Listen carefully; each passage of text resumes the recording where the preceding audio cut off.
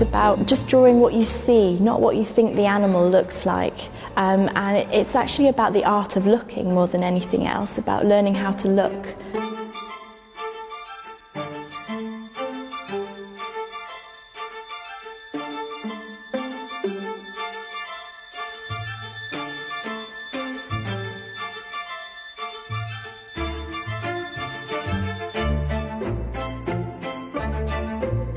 It's really easy to go back and forth from your workplace, especially in London, you know, on the tube, not really having any access to any green space or any interaction with animals. And I think that what's dangerous is that sort of out of sight, out of mind attitude. You know, we're all kind of busy in our busy lives, but actually, you know, it's really good to take a moment to think about the animals and the plants as well that we share this world with.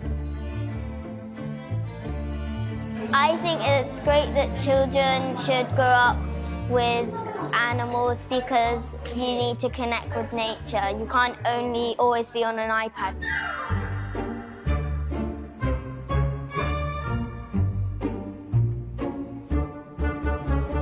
You normally get ideas from books and fairy tales. The animals are like scary and they will hurt you. But if you meet them in actually, they're actually quite friendly.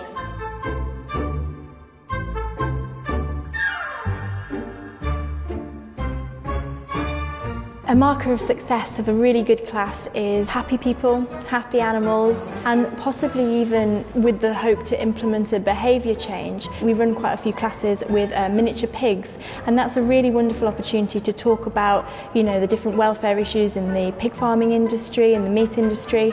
And I find that some people actually do go home changing their eating habits, or at least looking for higher welfare meat.